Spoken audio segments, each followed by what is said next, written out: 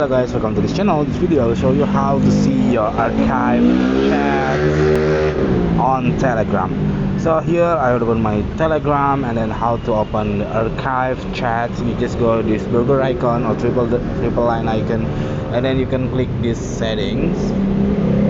Okay. Oops, I mean settings. After you go to the settings, and then you can click this chat settings. After that, you can scroll down until you can find this chat list swipe gesture.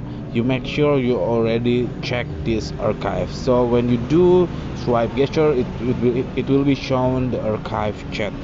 So how now we are going to doing that. I go back to my chat list, and then I will scroll down until you can find this archive chat on the top of my chat list. Okay, this is this very simple tutorial. I hope it's helpful for you. If it's, please subscribe our channel. Thank you for watching.